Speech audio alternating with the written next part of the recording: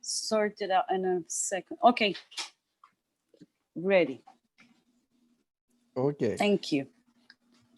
So today I'm going to be talking about ROC curves in general and how can we evaluate the diagnostic accuracy of biomarkers. This presentation is not about a method of mine.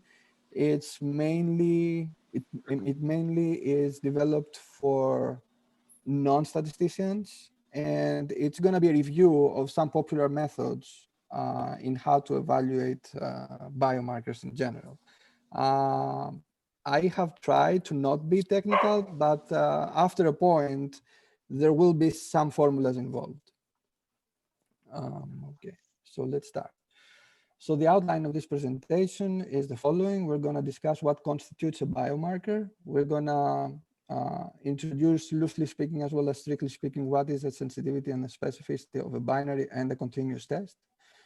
We will discuss what is an AUC, the area under the ROC curve, and around it. We will discuss metrics at sensitivity at a fixed specificity and vice versa. We'll discuss what is the Uden index and what are the associated cutoffs. We'll discuss about comparisons of biomarkers as well as combination of biomarkers. And then we will touch base a little bit on what is an ROC surface. So biomarker is a measurable substance in an organism whose presence is indicative of some phenomenon such as a disease, infection, or environmental exposure. So this is a very broad definition. The statistical techniques that will be described later on are applicable to markers in a broader sense. Namely, they can be used on any setting that involve a measurement of a signal indicative of some condition. For example, fever in that sense can also be considered as a marker or a biomarker, because it might be indicative of a condition, namely an infection. Even more generally, the statistical techniques described can also be used in very different settings beyond the medical field, such as computer vision, radars, industry, and so forth. So currently there is global interest in biomarker discovery for early detection.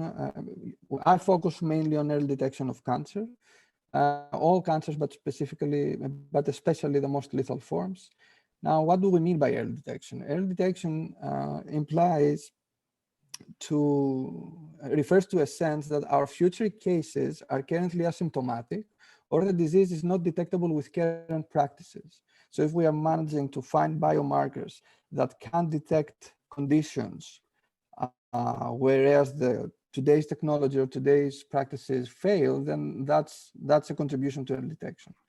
In such settings where we are dealing with an early stage of the disease, natural interest lies in high specificity levels, as we do not want to have healthy individuals going through unnecessary biopsies. I will define later what a specificity is. So for now, let's say that specificity is, given that you are healthy, you want the probability of the test being very high. The probability of a test being negative while you are indeed healthy, that is the specificity of a test. So when you're dealing with an early detection setting, simply because the disease by construction is not so advanced yet, you want to make sure that your test, whatever test you're using, will have high specificity so that you do not have invasive workups, unnecessary invasive workups for the healthy individuals that participate. In other settings, however, the disease may be aggressive or at an advanced stage, and in those settings, natural interest lies in very high sensitivity levels. Now, sensitivity is the probability that given that you are diseased, the probability of you having a positive test. So if the disease that you're studying is at an advanced stage, then you are very interested in capturing, to the extent possible, all diseased individuals so that they get the necessary treatment. So in these settings, we're interested in forcing very high sensitivity levels. And we'll elaborate more on that in a moment. Namely, it is obvious that not all measures are appropriate for all settings. So depending on the setting, you may need to focus on different measures of evaluating a marker. Now, assume that we're dealing with a case control study with N1 controls and N2 cancer patients. A biomarker might be affected from various confounding factors, and this is where the notion of matching comes into play. For example, smoking has been shown to affect a protein called prosurfactant protein B, which is also a biomarker for lung cancer. I have the references here and as I speak, and I will have a reference list at the end. So if we are dealing with biomarker discovery and all cases are heavy smokers, while all controls are never smokers, then discovery is compromised because the smoking factor can contaminate our results, since the biomarker is affected by smoking. So in practice, we want to focus on controls when we're dealing with biomarker discovery. We want to focus on controls that are as similar as possible to all their characteristics to the cases, apart from cancer. This is done by matching our controls to the cases. Namely, if your cases are all heavy smokers, then you should be interested in finding a control group of healthy people that do not have cancer, but they are all as heavy smokers as the cases, simply because you want the two groups to differ only in terms of cancer. Now, under matching, any marker that exhibits elevated levels in cases as opposed to controls will have such a behavior simply because it is driven solely by the presence of cancer or the presence of the disease in a more general framework. It is perfectly understood that in practice, this is not a perfect process because one can only match to up to an extent, but this is the desired ideal setting. The matching strategy needs to be applied during the biomarker discovery stage.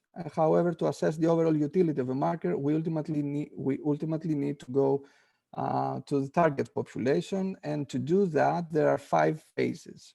So there are 5 phases from getting a biomarker from the lab, from its inception to being FDA approved.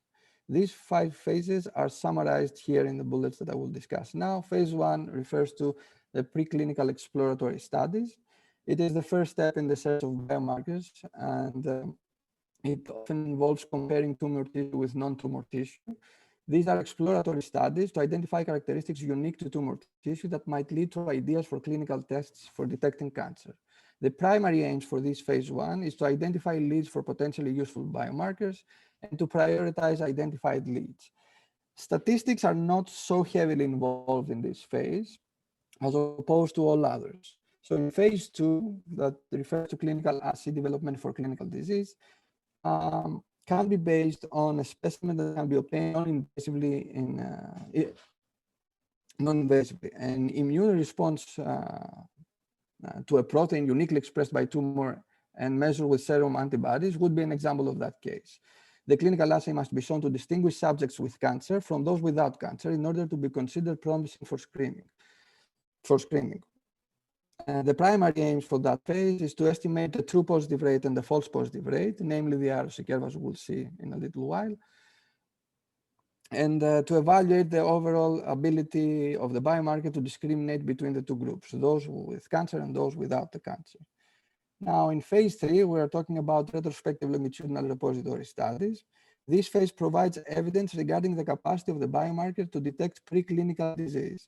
If the levels of the biomarker in the cases only deviate from those from the controls in a time point that is very close to clinical diagnosis, then the biomarker shows little promise. Otherwise, it is an interesting task to pursue. Namely, if the biomarker levels in cases reach levels that are clearly distinct from the controls several months before the clinical diagnosis, then that's a very promising biomarker that we need to focus on in the forthcoming phases. So the primary aim for study 3 is to evaluate, as a function of time before clinical diagnosis, of course, the capacity of the biomarker to detect preclinical disease. This is where the early detection comes into play. In phase 4, we're dealing with prospective screening studies. In a prospective screening study, the screen is applied to individuals and definite diagnostic procedures are applied at the time to those screening positives. Namely, now we need to make some decisions that will affect the treatment of the patients as opposed to phase 3. The primary aims of this phase is to determine the operating characteristics of the biomarker-based screening test in a relevant population. So it refers to the broader population. And finally, phase 5, which implies knowledge of the benefits after the test is applied to the general population. Namely, it might be the case that the test is doing a good job in separating the healthy from the diseased, but there might be other obstacles in how beneficial the test is. There are several reasons why it might not have an overall benefit. These include ineffective treatments, namely, even if you are found early enough that you have some disease, maybe there is no treatment for that. B is poor compliance with the screening program or difficulties with implementing the program in the community practice, prohibitive economic or morbidity associated costs, and so forth. For example, it might be very, very expensive, so it's not beneficial for public health reasons or economic reasons. The primary aim of this phase is to estimate the reductions in cancer mortality afforded by the screening test, to estimate the cost per life saved. So now I'm going to get a little bit more technical, and I will formalize the quantities that we have been discussing. So let's start with the binary marker Y. Let's assume that this is a very common binary test. A pregnancy test is also a binary test, for example. So the true disease we denote with D, and it's also binary. So either you have it or you don't. And the test result is either positive or negative. So the sensitivity is the probability that the test is positive, given that you do have the disease. The specificity is the probability that the test is negative, which we denote by the value of 0, given that you do not have the disease. Ideally, we would like both of these quantities to be very high. The higher they get, the better the test. Now, the false positive rate is the probability that your test is positive while you are healthy. So that's called the false positive rate, and it turns out to be equal with 1 minus the specificity.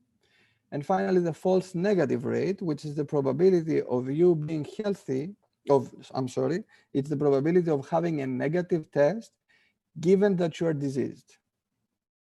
So it's, again, a mistake. You want both the FPR and the FNR to be very small, ideally.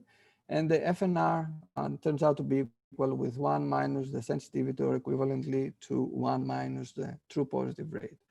Now, all these measures can be used for detection, namely for discovering a biomarker, for evaluating a biomarker. Now, when we're talking about prediction, we're interested in different probabilities. Namely, as a user, if I go to the pharmacy and I buy a test, I'm not interested in quantities such as sensitivity and specificity in an individual way. Sensitivity and specificity are more public health oriented, while for an individual, it's more important to know what is the positive predictive value or the negative predictive value of a test. So the positive predictive value of a test is the probability that the individual is diseased given that the test is positive. It can be shown that this depends on the prevalence. And let's move on to the negative predictive value. The negative predictive value is the probability that the individual that employs the test is healthy, given that his or her test result is negative. You also want that to be high. These two, the PPV and the NPV, are vastly different than the sensitivity and the specificity, because what you condition matters, what you condition on, okay? We proceed with the FDR, which is the probability of you being healthy while your test is positive. That also depends on the prevalence. And the FNDR, which is the probability of you being diseased while the test was negative. And you also want that to be low as the FDR. Now, all these quantities we're referring to a case where the biomarker of the test is a binary random variable. Now, it can be the case, and it's most often the case, that the biomarker is continuous. So in these cases, we need to slightly tweak the definitions of the sensitivity and the specificity, and we need to make use of a cutoff. Now, the sensitivity is the probability that Y is larger than a decision cutoff C, given that you are diseased. So you want to make sure that the test is exhibiting high values, higher than the decision threshold C, if you are diseased, okay? And the specificity is the probability that Y is less than C, given that you are healthy. Now, I didn't use the equality because we assume that Y is continuous, so we don't really, it's not really important. Now, the way we have formulated our sensitivity and our specificity based on these two definitions, we observe that both of them depend on the cutoff value C, and that can be an arbitrary cutoff. Okay, for every value of that cutoff C, we get a pair of the sensitivity and the specificity.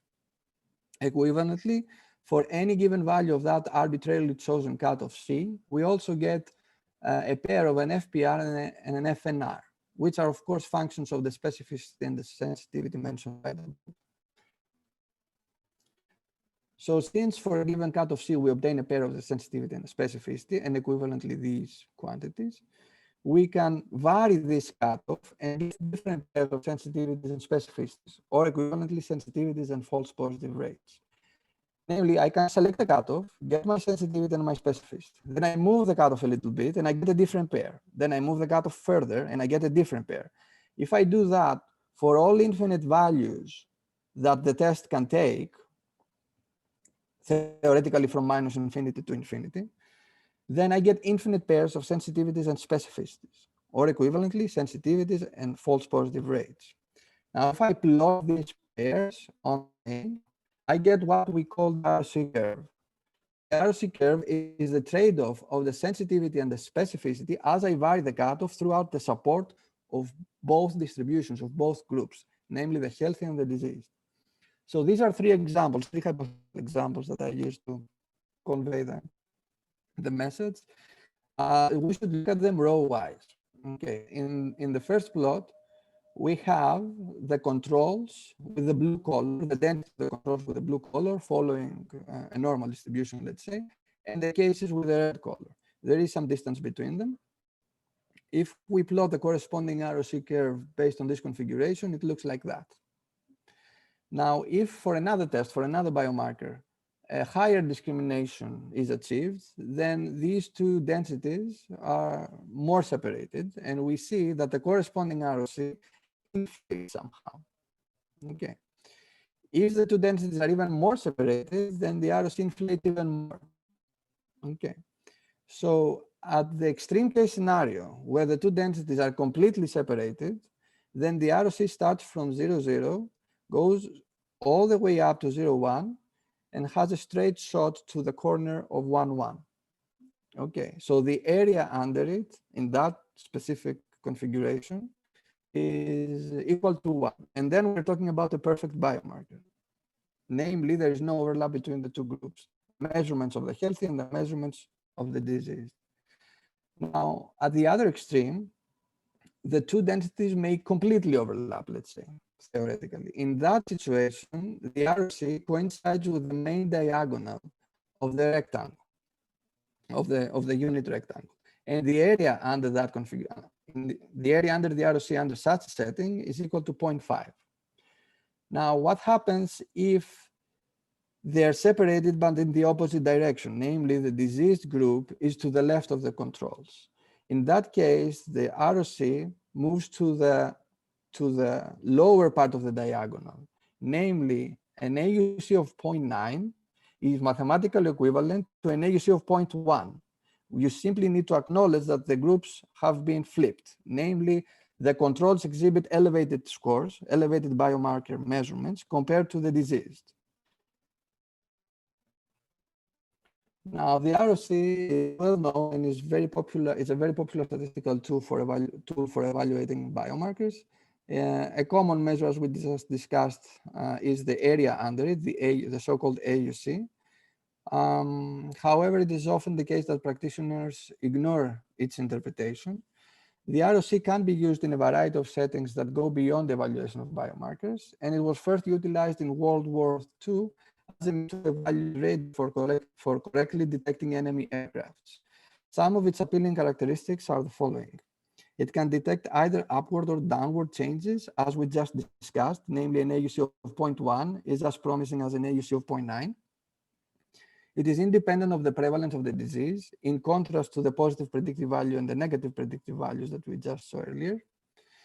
its operating points, namely any point on the ROC curve, reflects a pair of sensitivity and specificity, which in turn can drive public health policies.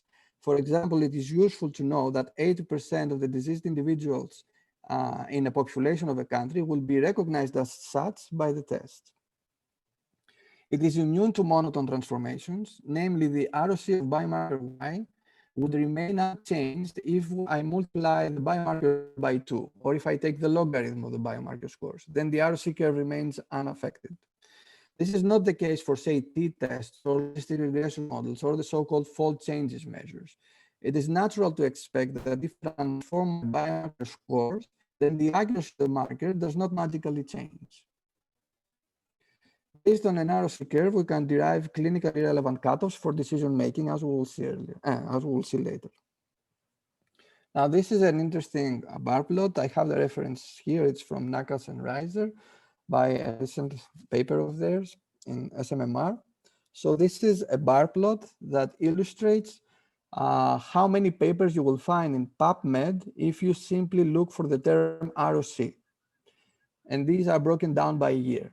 So you can see a clear trend of what's going on in the medical literature and how popular it gets through time. So in 2007, there were almost 3,000 papers referring to ROC. 2016, it's almost 10,000, it's 9,000 and something. And I believe that this trend is going to continue in the years to come. I should update this bar plot for the remaining 4 years. No, I haven't updated that. Now let's talk about the AUC. The area under the curve that we just visited earlier is a popular metric initially studied by BAM in 1975, and it is a measure of the overall accuracy of a biomarker, and is defined as the integral of the ROCT for all possible values of t's. Namely, it is the integral of this curve, the ROC curve, over the support of 0 and 1. Okay. The higher the inflation under the ROC curve, the more accurate the marker. When a marker, for some reason, I am a host of this meeting, so I am admitting people now. And I just stopped sharing because I clicked on admit. No, I have admitted, but I think, yeah, you have, Yeah, I'm you not have, sure yeah, it's because you have a co-host. You are Okay. co-host, so it's getting to you also. Okay, let me find my, okay. Yeah, I don't know why it didn't come to me, but I just admit. So no Okay, worries. so I can ignore it, right? So you can admit as Yeah, well. yeah, Okay. I did it already. Okay, thank you. So we were talking about the AUC. It is the integral of that curve over 0 and 1. And when a marker, okay, the higher the inflation under the ROC curve, as we said, the more accurate the marker. If the AUC is equal to 1, then the biomarker is perfect in discriminating the two groups. Now, when the marker is useless, as I say, maybe it's not a very appropriate term, but I like it's more casual. So when a marker is useless, the ROC coincides with the diagonal of the unit square, thus exhibits an AUC of 0.5. Now, when a marker is perfect, it can also exhibit an AUC of 0. Okay, you just need to flip the groups. Now, when the AUC is 1, then there is a cutoff C that completely separates one group from the other. In practice, this implies that the maximum biomarker score for the controls will be less than the minimum biomarker score for the cases. Why? Because there is perfect separation. So there is a sweet spot between the two groups that you can find to completely separate the two groups. When the AUC is not equal to 1, there is no such cutoff. And there is no such cutoff, not for the biomarker, not also for any monotone transformation. A special case, namely the AUC is a special case of a broader criterion that is the partial area under the ROC.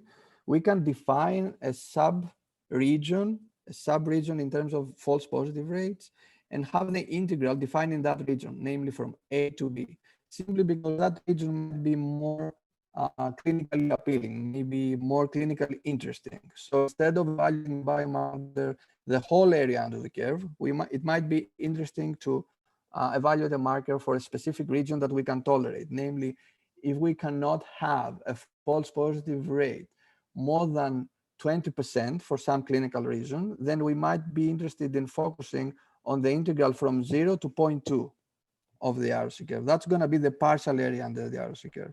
Now, the AUC is a special case of the PAUC, simply because it refers to the special case where A is 0 and B is 1. And that is the whole area under the ROC curve.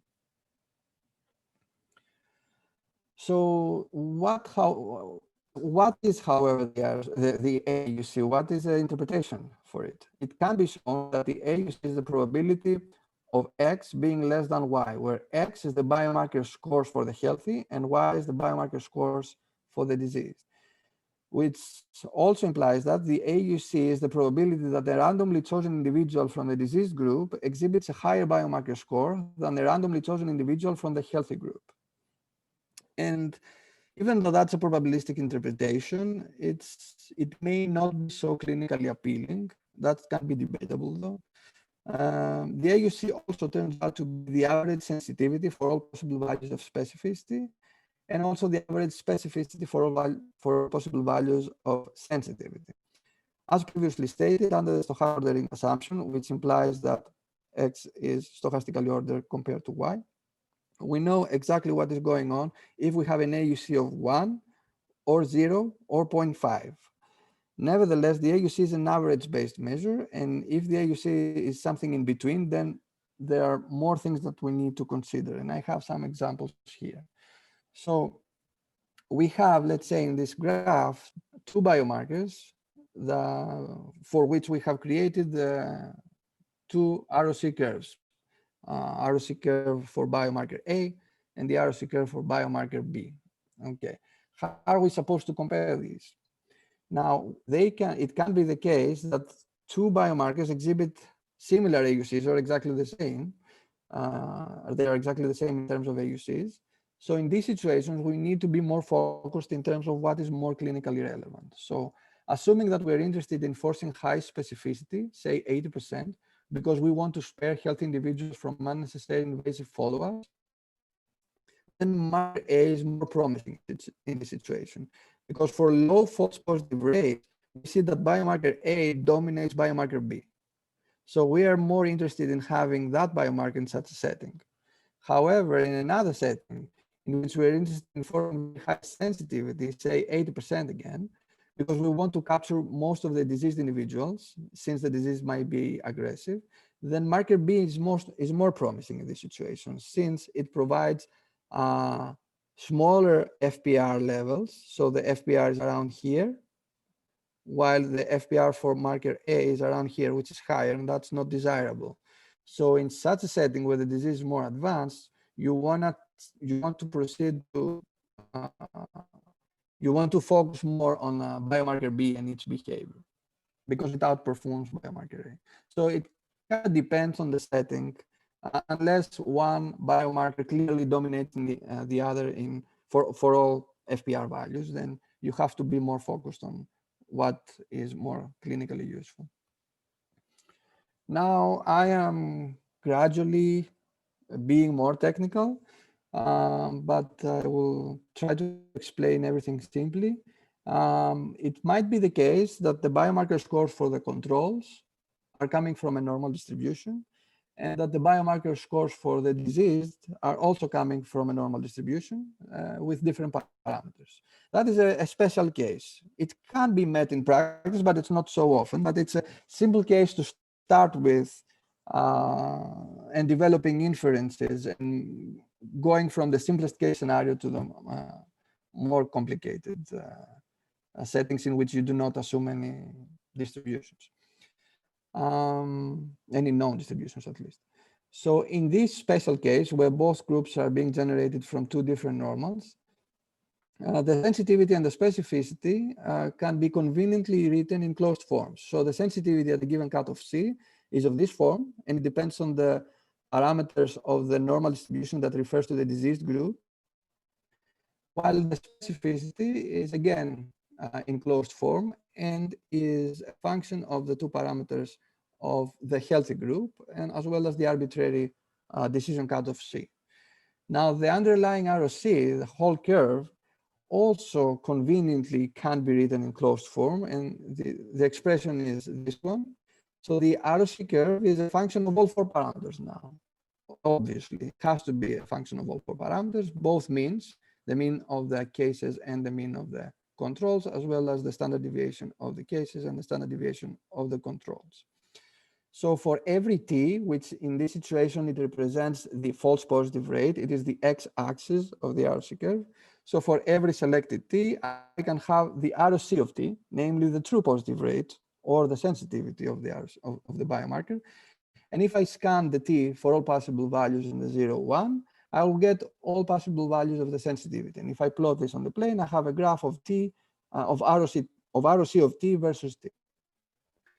Now, the integral of that expression, which by construction is the AUC, tends to also have closed form, almost. When I say closed form, it also includes the phi, which phi is an integral itself, but let's not get into that.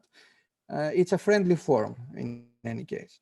So conveniently, the AUC has also a friendly form. It can be written as this expression over here, again, as a function of the two means and the two variances. And estimating now, these are all theoretical, okay?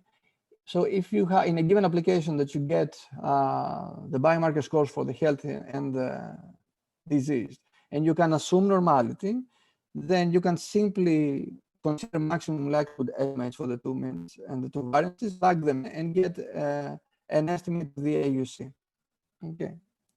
Under the normal hypothesis, under the so-called binormal setting.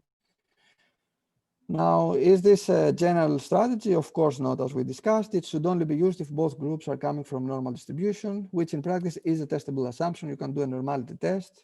If the data pass the test, then you can proceed with this approach. If they fail the test, then we need to consider something more flexible. Now, for assuming again that we are under this binormal setting, we are interested in deriving confidence intervals for the AUC. So we estimated the AUC based on these maximum likelihood estimates. How can we find confidence intervals? One approach is through the delta method. We can define delta as this quantity over here. The reason why we do that is because we want to create confidence intervals for this quantity over here, for the interior of the field, which is allowed to lie on the real line. Construct confidence intervals for this quantity, then we can back transform it into the 0, 1, namely into the ROC space. So if I am able to construct confidence intervals for this, then I am in position in back transforming the endpoints of that confidence interval and have a confidence interval for the AUC. So the variance of that expression can be approximated by the delta method, simply because I have form expressions for the variances of all four parameters. That's okay. That's the central limit theorem. There are closed forms for every quantity involved in this expression. Also, the derivatives can be derived in closed form. So you can get a confidence interval for the delta. And as a result, you are also allowed to consider the phi, namely back transform the endpoints of this confidence interval.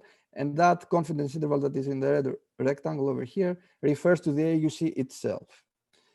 An alternative confidence interval is if we are based directly on variability of the AUC, which again can be derived on the delta method, but this confidence interval would have a disadvantage of not being guaranteed to lie in the ROC space, namely in the unit, in the 0, 1 interval.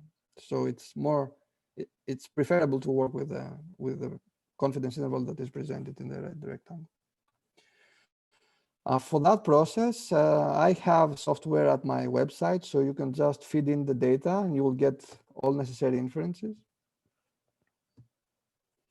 Now, it can be the case that the normality assumption is violated, in which case you would like to work non-parametrically, or at least have a more flexible distribution.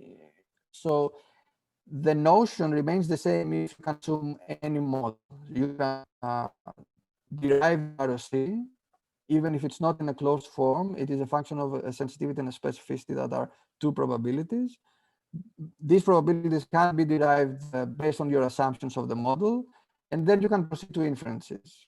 using the models that you have assumed. Now, if you don't want to assume any model, then the empirical ROC is simply a trade-off of these two quantities that reflect, again, the false positive rate and the sensitivity, but you consider raw probabilities. Now, you just measure how many times you had a score above C, and you divide by the number of the healthy, and you do the same story for the diseased. Okay. So once you do that in an empirical fashion, then the ROC is going to be a stepwise function. It's not going to be smooth anymore. It will consist of diagonal or vertical steps.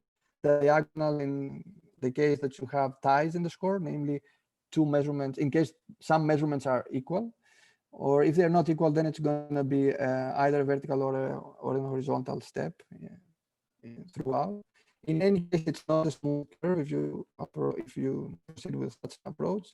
And the estimated AUC under such an empirical ROC estimator is given by this form over here. This can also be shown that it is related to the trapezoidal rule, namely you just measure the areas of the trapezoid that are formulated based on the steps of the ROC curve. So you can essentially have an exact calculation at the end of the empirical ROC curve. Leonidas, can I ask you a question? Yes, of course. And I'm not. Can you hear me fine? Yeah, I can hear you fine. Okay. Can you? So in the empirical model above, you have the X1 and X2. Did you mean to use X for X1 and Y for X2?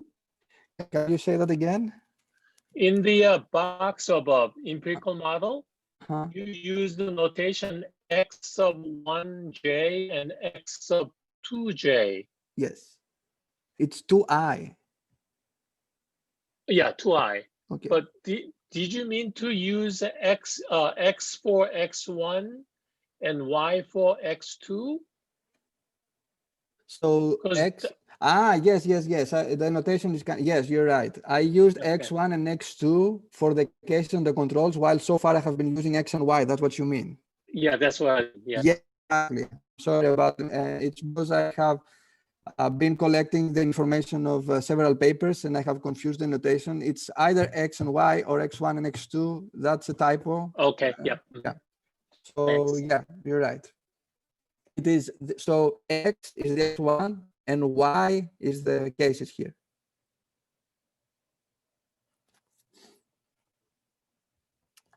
So once we estimate this AUC, then we can also proceed to hypothesis testing as to whether the AUC is 0.5. Under the null hypothesis, this follows a standard normal distribution, so we can derive either confidence intervals of the AUC or a p-value regarding its whether it's statistically significant at a given nominal level.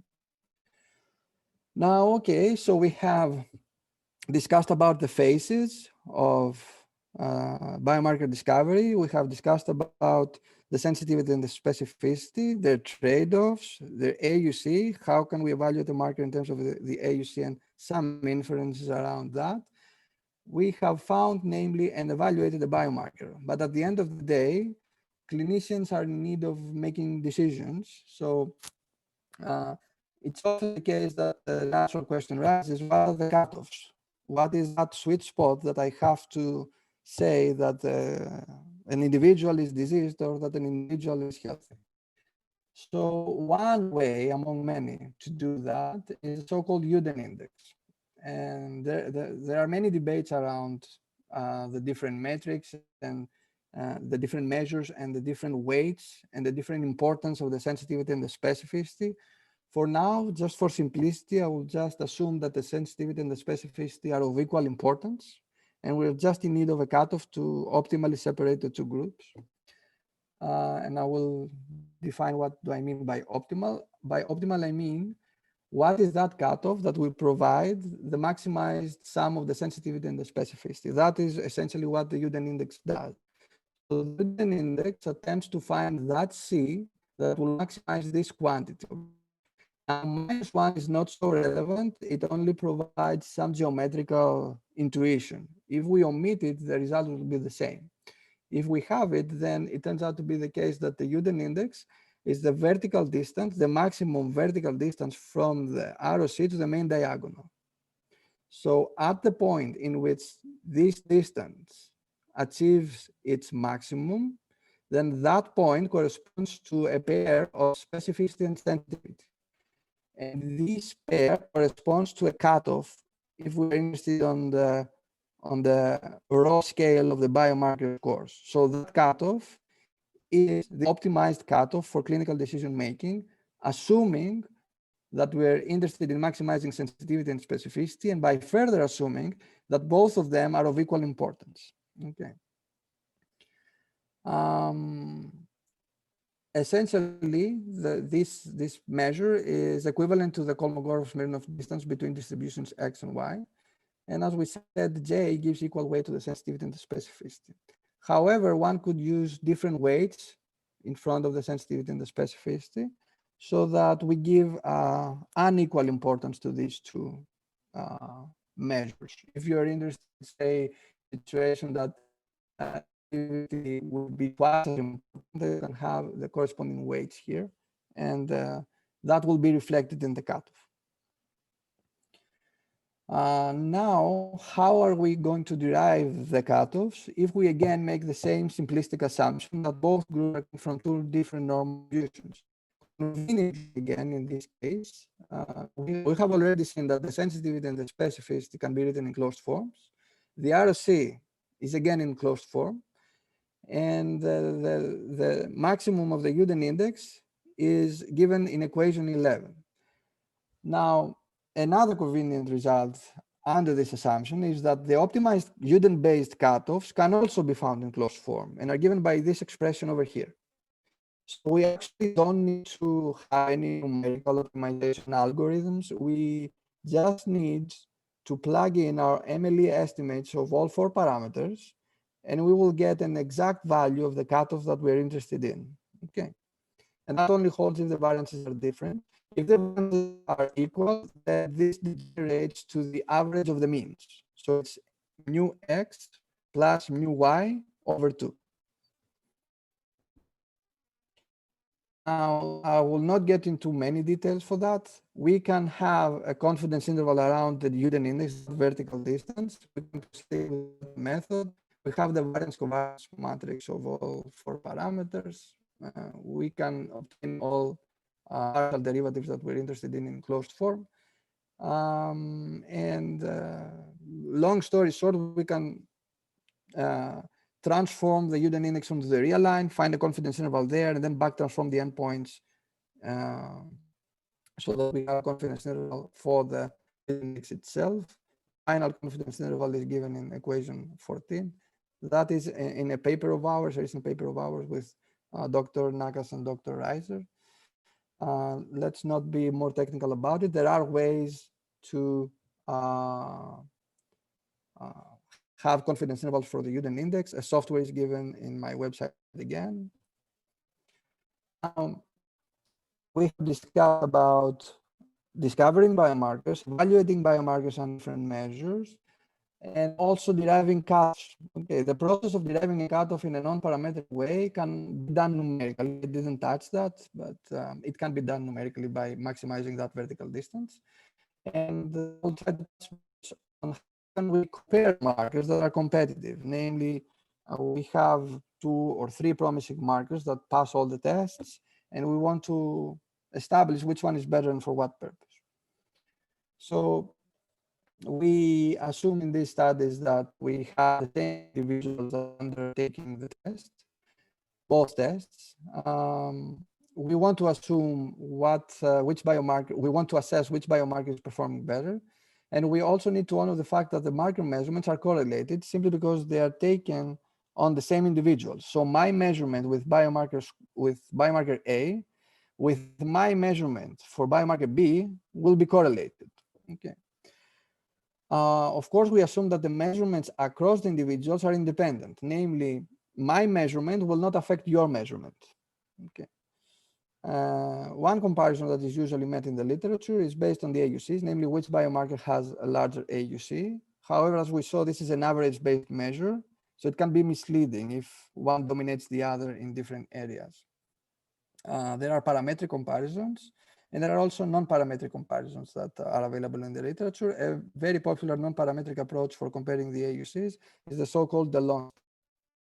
The bootstrap can also be applied if we resample in pairs. An important thing that may be ignored by some practitioners is that we have to bootstrap separately from the cases and the controls. We do not have to merge the data because we know a priori the number of the cases and number of the controls. So that's given.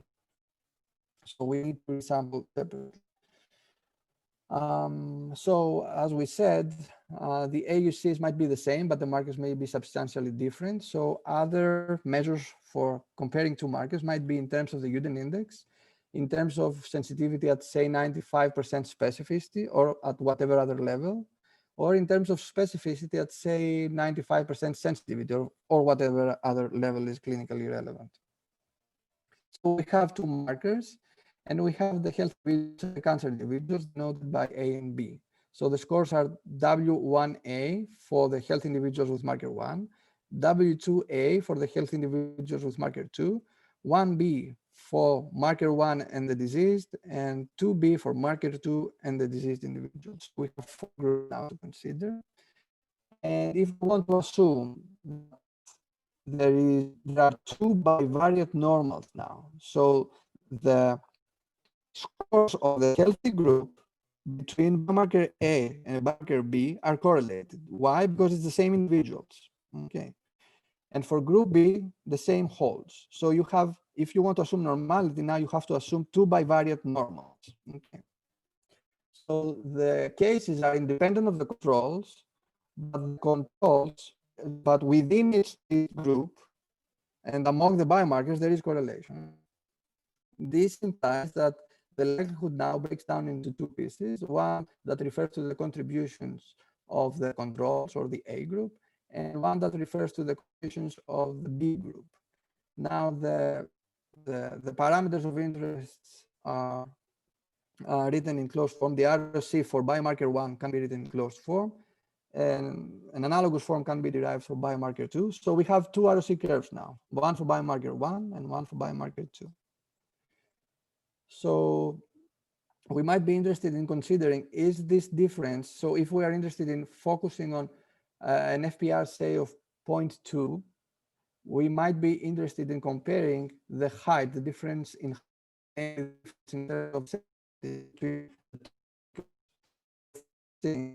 for some reason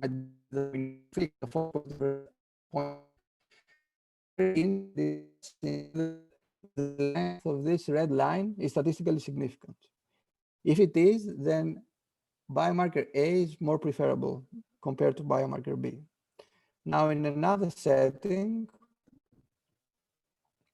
in which we are interested in, say, forcing a sensitivity of 0.9, then we are interested in comparing the 2 markers in terms of their false positive rates. So in other words, we're interested in assessing whether the length of this red line is statistically significant again.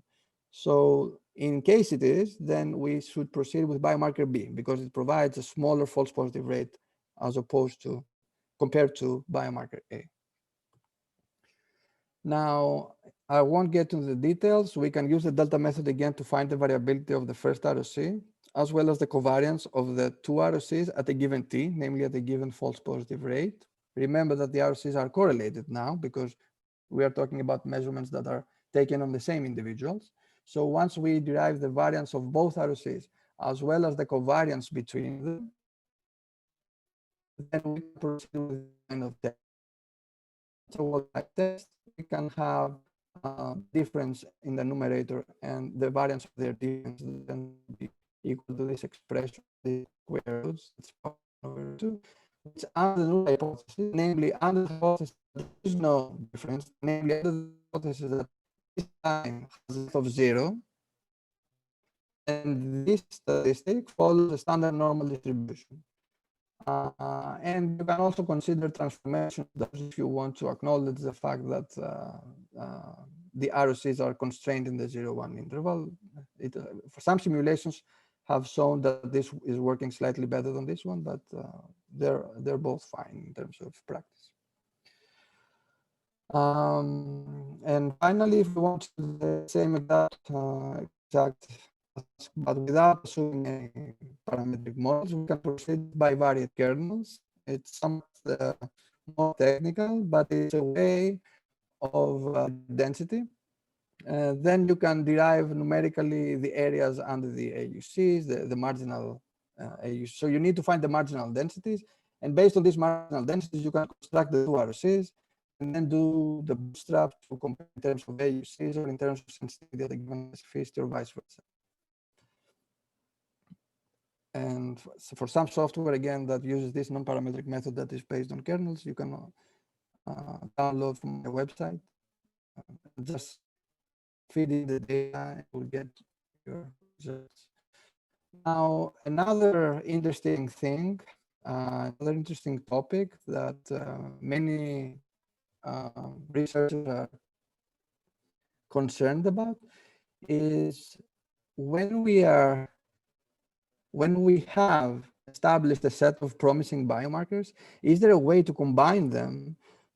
Let me check the chat because I'm not sure. Okay. So we can come up with a combined score so that we can outperform each individual biomarker. Namely, we want to see if these biomarkers offer some complementary information so they can join, let's say, their forces to better detect the outcome of interest.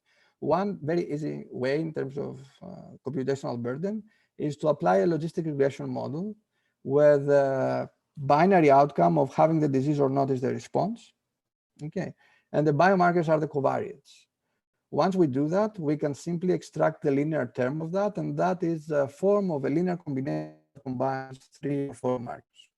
Now, once we have that combination, which we name as pseudo score, we can build the corresponding ROCs using that pseudo marker. Namely, for every individual, you can have a pseudo score based on his or her scores after the coefficients are estimated. Okay, so you can have actually a pseudo marker for which you can construct the ROC, and you can consider the area under it. You can consider the sensitivity at a given specificity, the specificity at a given sensitivity, partial AUCs, Uden indices, and so forth. So we are now in a setting of wanting to compare 2 correlated ROCs again, one coming from a traditional marker, namely marker 1, let's say, and one coming from a combination of marker 1 plus some additional markers. Okay. So we're interested in the same inferences as before. However, now inferences may be more, not may, they're for sure more complicated because in the previous situation, we had 2 biomarkers to compare, but the 2 biomarkers we were comparing the 2 biomarkers head to head. We would have a biomarker score from every individual, biomarker A and biomarker B. However, now the pseudo score is not a biomarker per se. It is a product of an estimating process. We need to estimate those betas to get someone's pseudo score value. Okay, so this implies a estimating process in between. As such, this implies that the betas are estimated, and for this reason, they exhibit some variability, and this variability needs to be taken into account. So usual methods for making inferences, so the methods that we just visited to make inferences no longer apply, because one has to honor the additional variability of the betas now. One way to do that in practice is to consider a bootstrap scheme in which you resample with replacement from the initial marker values, and you refit this model in every bootstrap repetition so that you account for the estimation of the beta. Now, after combining some biomarkers, you get a pseudo score and you get the ROC corresponding performance on whatever measure you like. However, when combining biomarkers, one needs to be very careful because of the phenomenon of overfitting. And I have done here a small simulation to illustrate what may happen. So in this simulation, I am generating data for completely useless markers, and I combine them using the logistic regression model. I consider the linear term, I extract the AUC out of this pseudo score, of the composite score, And I do that 1,000 times. So I refer to the first column to the mean of the AUC that I got out of these 1,000 times. I refer to the standard deviation of the values, standard error of the AUC. I refer as to how many times the AUC was statistically significant, how many times the AUC was not statistically significant. Okay. Remember now that in all these situations, I generate data from useless biomarkers. So if I combine completely useless biomarkers, ideally I should come up with a useless pseudo score. If I combine useless biomarkers and I come up with something that is promising, then that's fake, that is wrong. Okay. So we can clearly see what happens here. If I combine 3 useless biomarkers, the mean of the AUC is 0.56, and I'm lying 276 times out of the 1,000 times, right? Because I conclude that the AUC is significant, while by construction, I know that it's not. Now, if I proceed to 7 useless markers, then the AUC is around 0.6. And I am lying almost 800 times out of 1,000. Now, if I combine, say, 20 useless markers, then the AUC is almost 0.7, it's 0.67. And I'm lying every time. So we need to be very careful when we are in the process of combining biomarkers. And the best way to circumvent that is to be able to evaluate our trained combinations to a validation set, to an external independent set of the same markers with separate people that have not been used in our developing the model. So using independent data sets to validate your trained model is crucial. That is the message of this slide. Another way to consider combining biomarkers is, again, to go with a linear, with a linear combination and try to find those coefficients, those betas that maximize either the AUC or the PAUC or the Uden index or some relevant criteria that you're interested in. This can be done numerically, and one approach has been discussed in the paper of Yan in 2016, Statistics in Medicine. Another approach is, as we said, to derive those betas that maximize the Uden index. For such approaches, one can visit the paper of Yin and Xian in 2013, again, in Statistics in Medicine. There are the so-called OR rules, which apply like that. If marker 1 or marker 2 are greater than a cutoff C, then classify as positive, otherwise classify as negative. And there are also the AND rules. If biomarker 1 and biomarker 2 are greater than a cutoff C, then classify as positive, otherwise classify as negative.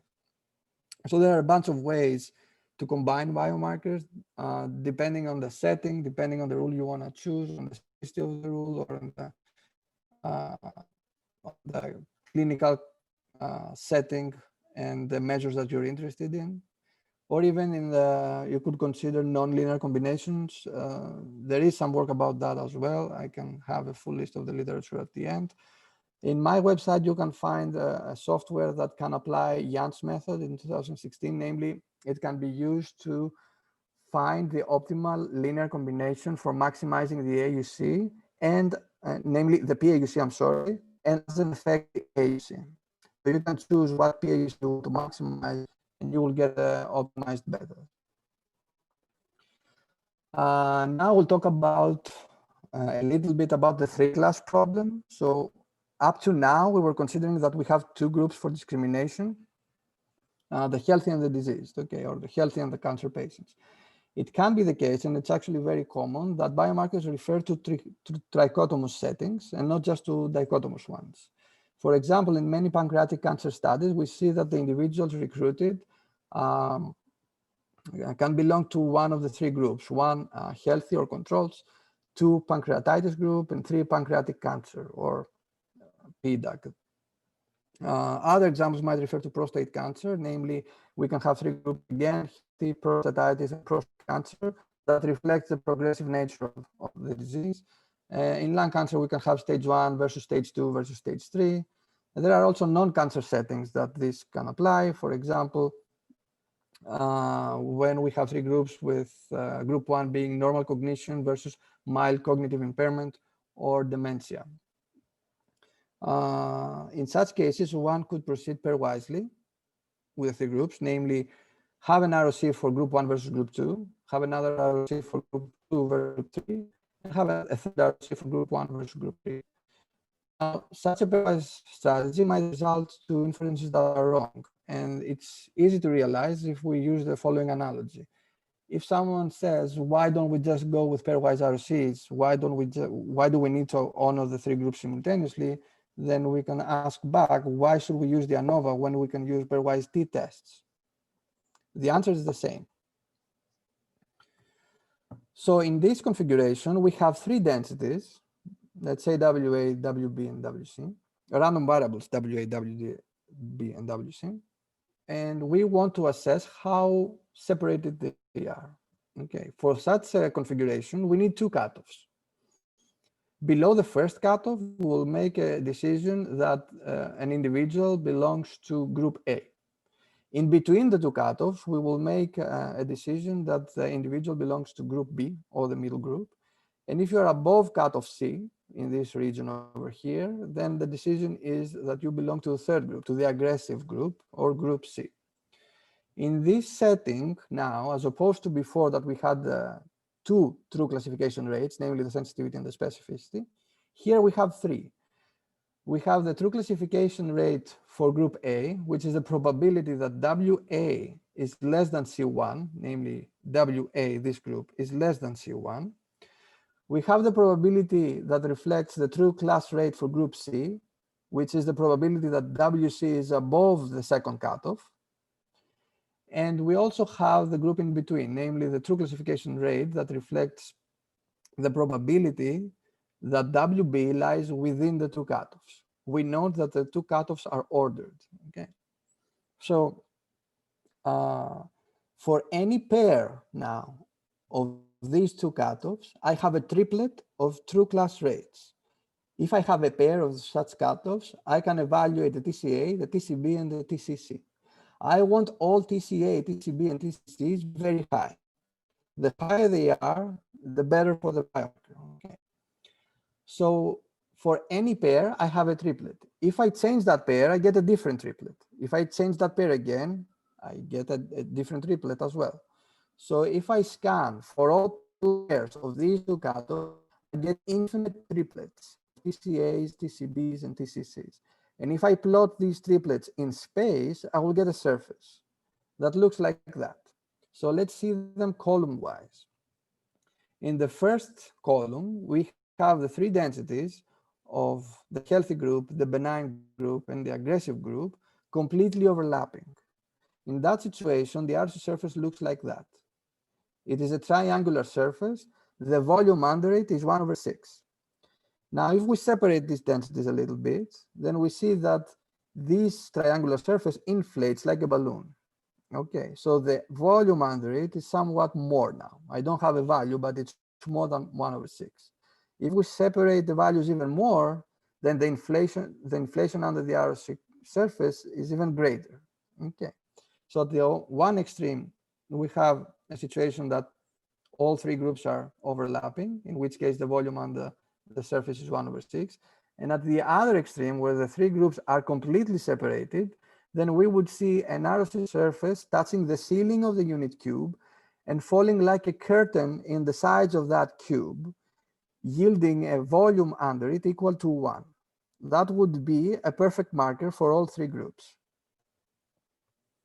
So in analogy to the AUC that we saw before for the 2-class case, now the volume under the surface has an analogous interpretation. It implies that for a continuous marker, the volume under the surface is equal to this probability.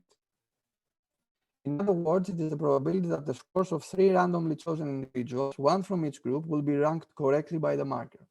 A perfect marker has a volume under the surface equal to 1, and a completely uninformative marker, or as I used to say, a useless marker, has a volume under the surface equal to 1/6.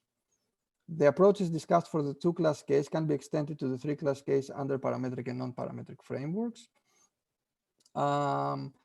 A good reference paper is the one from Nakas and Yanutos in 2004, and that they illustrate how can we assess statistical significance of the volume under the surface. And they also discuss ways to compare two ROC surfaces in terms of their volumes. However, as previously described for the AUC, two markers can have the same volume or similar volumes under them, but they may behave very differently. Thus, we need, depending on the study again, to focus our attention to regions that are clinically relevant.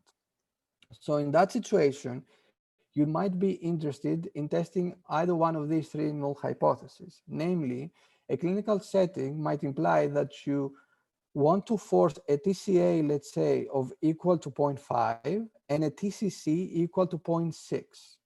In this cube, we see two ROC surfaces of two different biomarkers, the bluish and the reddish. We see that the reddish dominates the bluish, indicating at first glance that the reddish ROC surface corresponds to a better biomarker.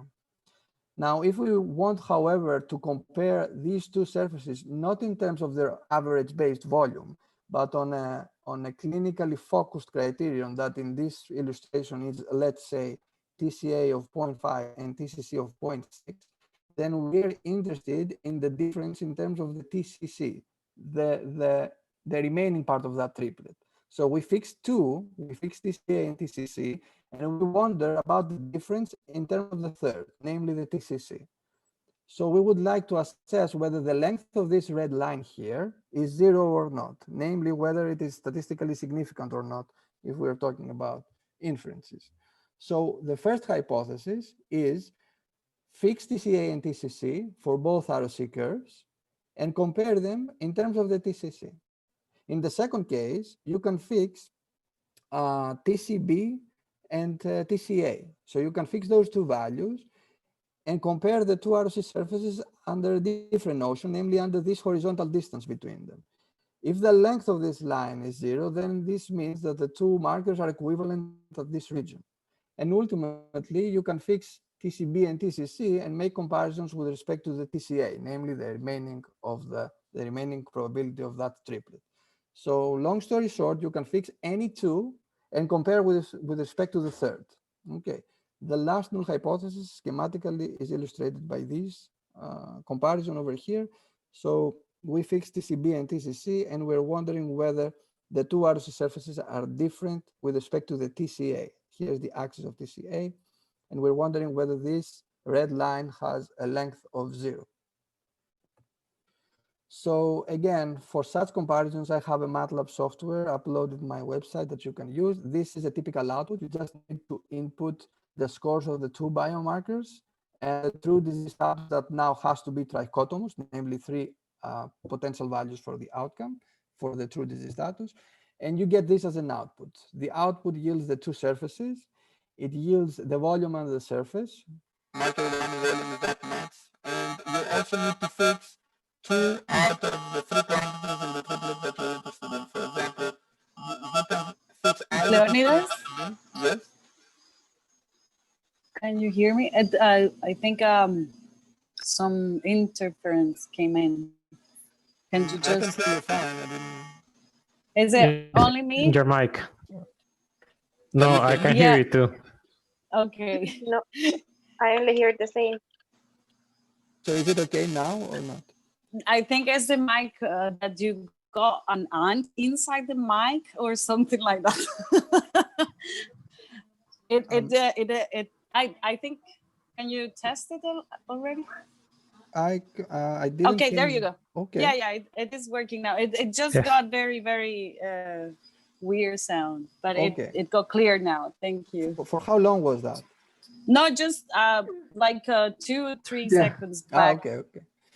So I was saying that this is the output that you can take out of the software, in which you have to provide the biomarker scores, the outcome, and out of the triplet, which 2 quantities would you like to fix? In this specific example, I have fixed TCA and TCC at 0.5 and 0.6, as you see here. TCA is 0.5 and TCC is 0.6. So automatically the comparison is done with respect to the TCB, which is in terms of that. So you get marker 1, the volume under it. TCB at the given pair that you selected is 0.67, namely that height. that height, this dot over here. For the other marker, marker 2, the volume is 0.34. The TCB at the given pair is 0.3. And you also get a p-value for such a comparison so that you can assess whether one dominates the other in that focused comparison that you're interested in. Some references are the following. I will leave that slide after I thank you for your patience. I hope I was not too technical, and feel free to ask any questions, and thank you so much for your patience. And I will leave that slide on just for you to take a look if you're interested.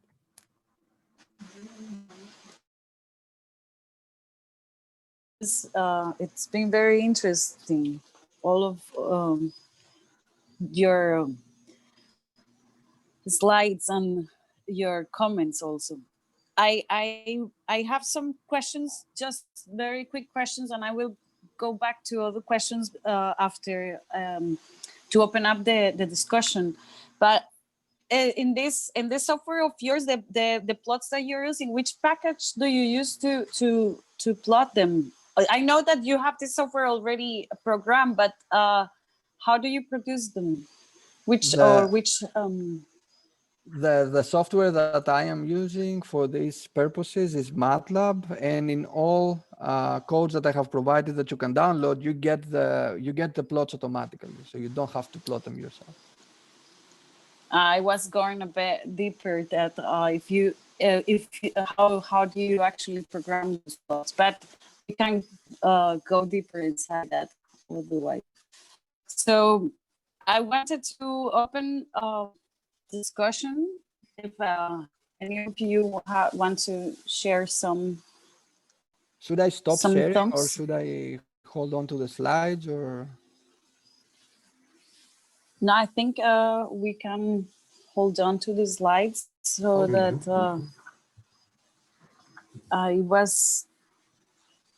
so is there anyone want to share some thoughts or comments or questions?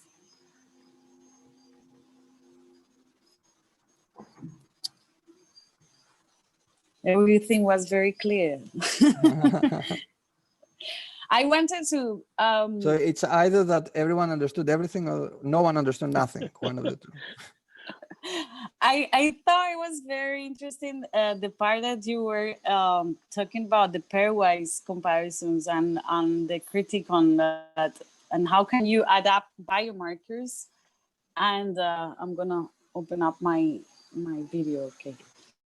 So that you can actually add biomarkers and it looks like you are adding information and that you are achieving a higher sensibility. However, you are more lying instead of yes, actually adding information. So I wanted to.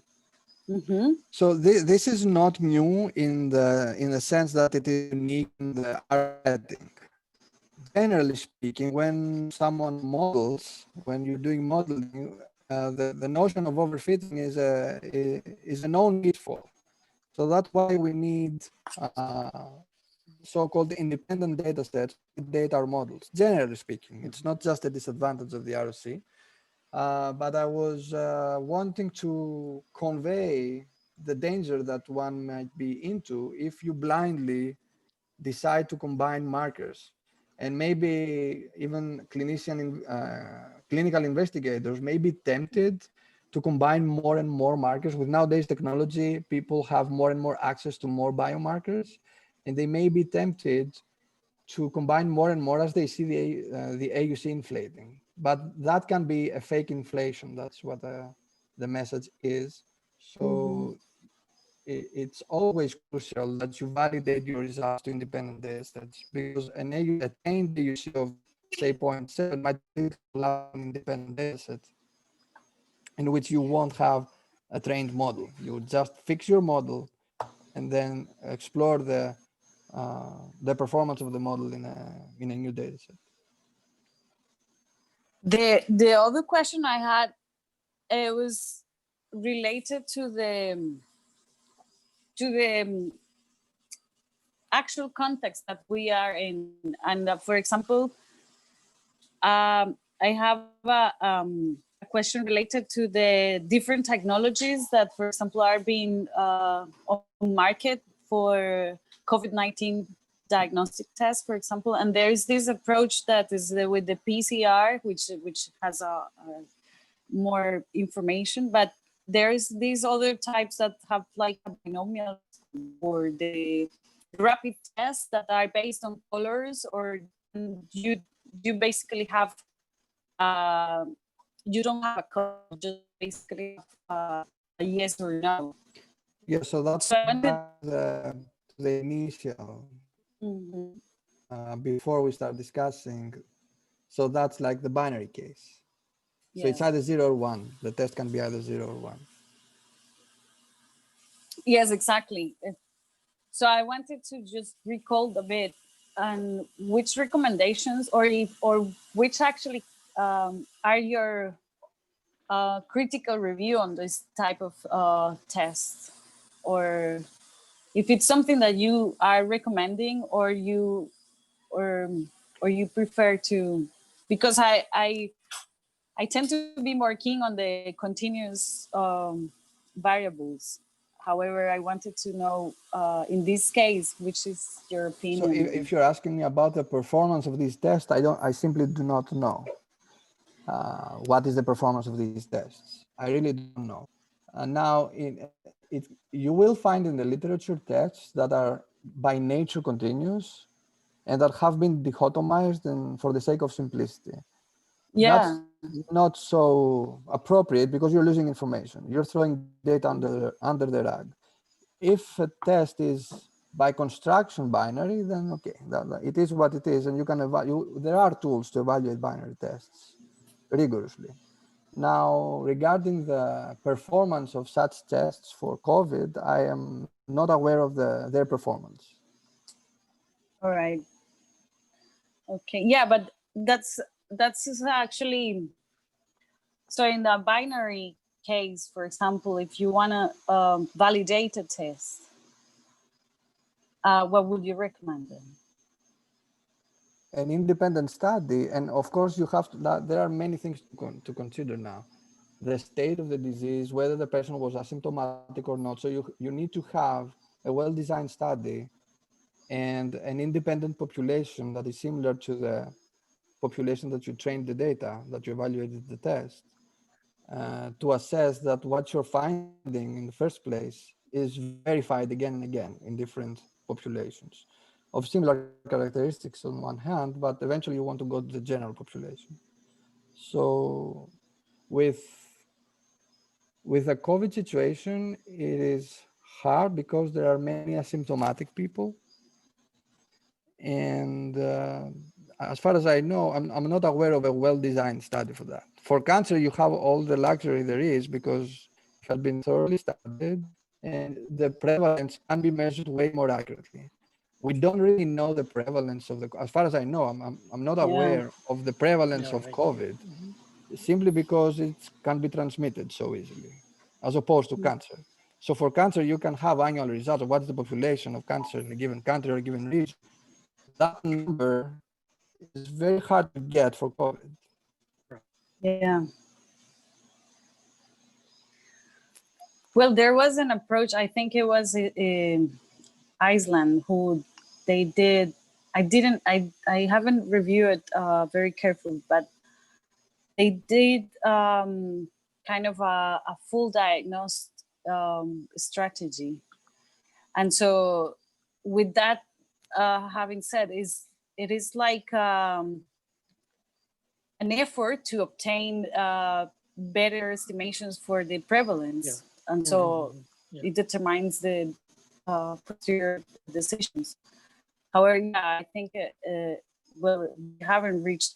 We are not close to that in Costa Rica yet, but it is something that I think we should be undertaking at the moment.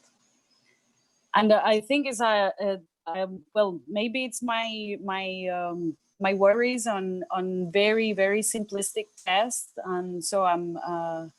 So it's a question at the moment. So it's which sample size to use, but in this time, I think it's like you have to cover the whole population.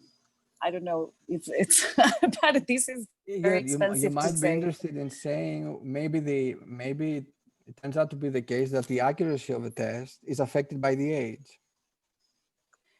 So it can be the case that the accuracy is working, the test is working better for old people or for younger people. So it depends on what you want to say, what you want, what's your target.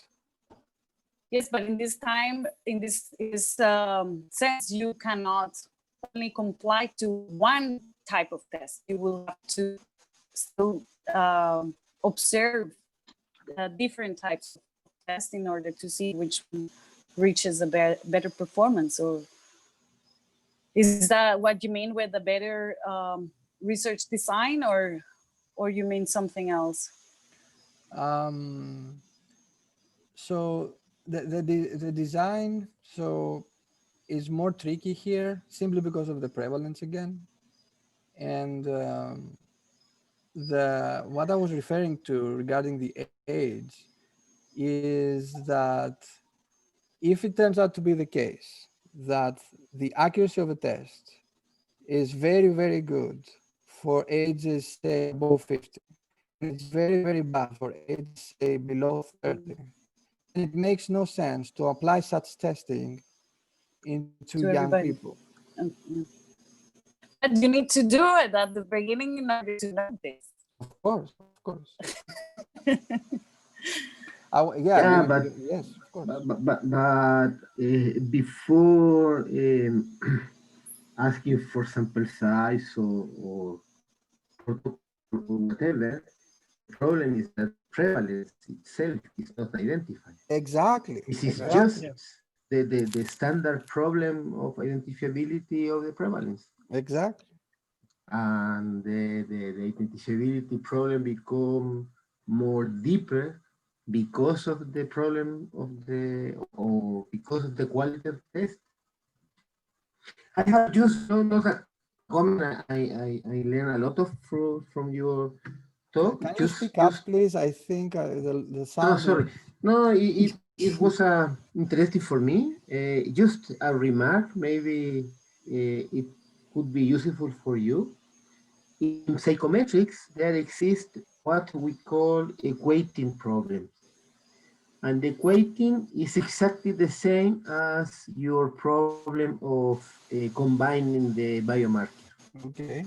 So there are a huge literature, a lot of estimation procedure that could be, maybe, I don't know, interesting for your developments. I mean, it's just the same problem. It's exactly the same problem. Thank you for the tip. I will look it up. Equating problem. This is the keywords. Okay. Okay. Thank you.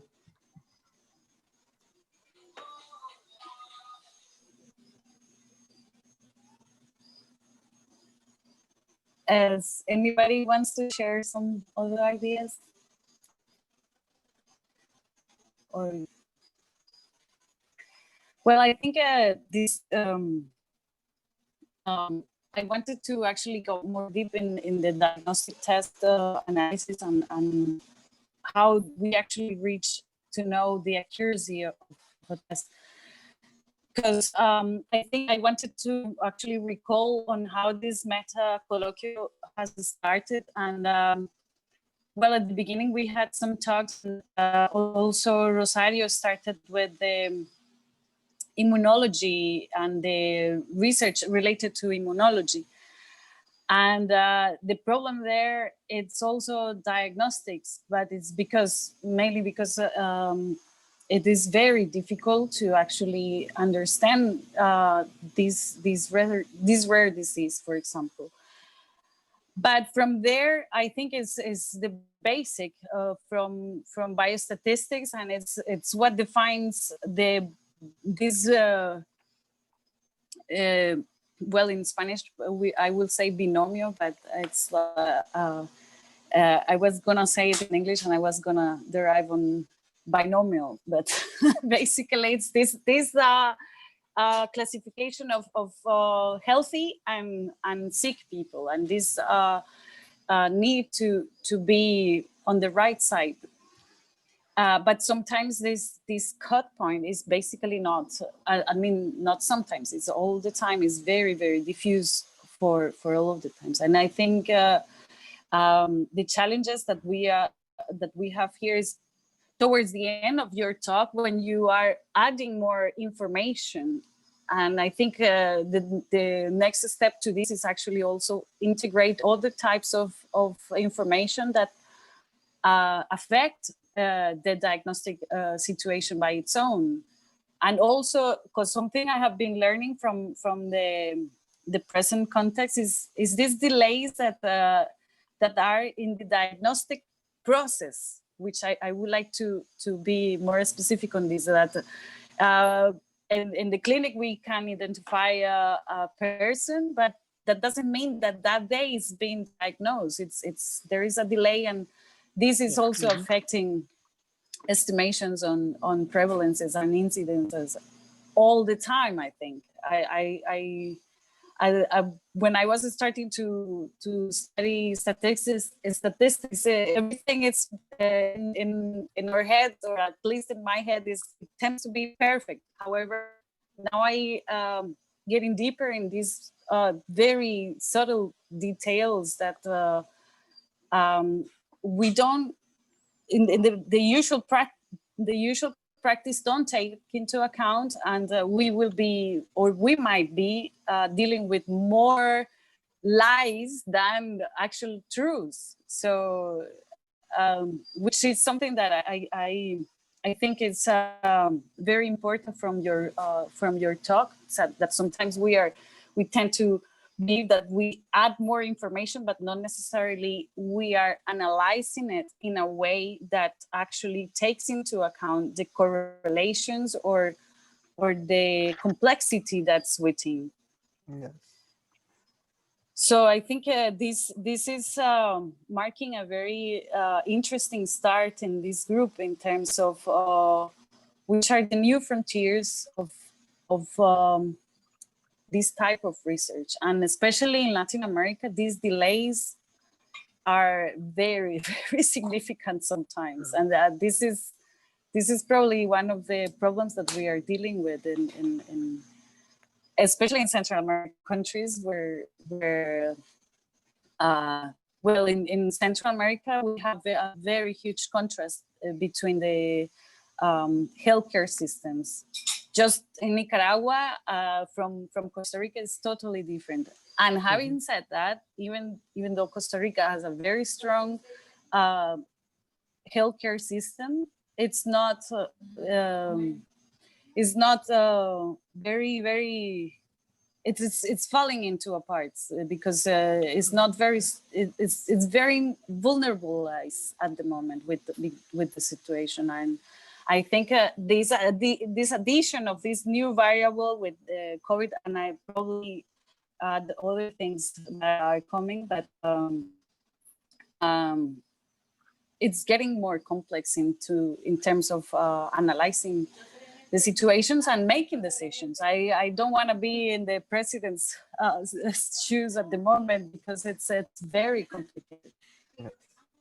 So in this sense, I want to ask, what are the new, which new questions, or which are the questions that we would like to undertake on this new, on this talk on today? And I would like to recall also Cuman's comment on finding other funding or additional support to increase this or to increase the support on this group, and especially because I think Latin America is at the moment really needing all of this information to be socialized. So the IPC has a funding mechanism to support regional activities. So so you can check out through the web page, and they typically send out a notification, because I think these type of funding is given every other year when the International Biometric Conference is not held. So if you could sort of bring about a group of regions, I mean the nations, say in Central America, I think that you'll have a better chance of securing that funding. So I think you should just take a look at the a regional conference funding mechanisms from the International Biometric Society webpage.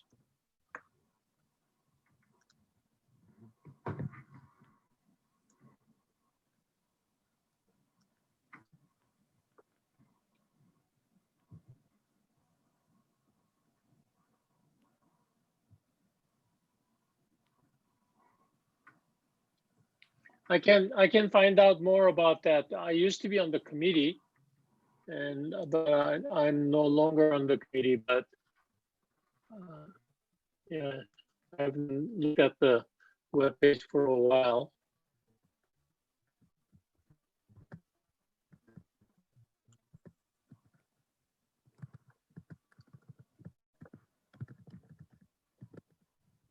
Yeah.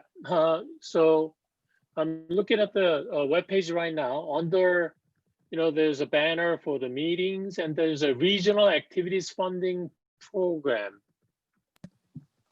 So IBS Representative Council Network and Inter-Regional Activities Funding Program. And it says region leadership are encouraged to apply for funding through, oh, now it is annual program. Yeah. Okay. Yeah. Thank you, Ernesto. Bye. Thank you. Thank you for joining us.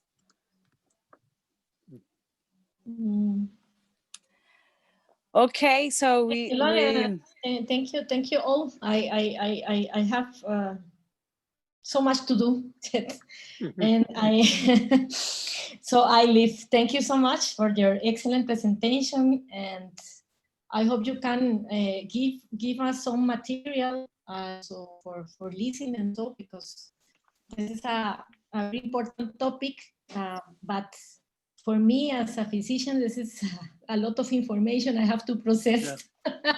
This, and I will be very, very comfortable if you give us some information or something we can read. Thank you so much.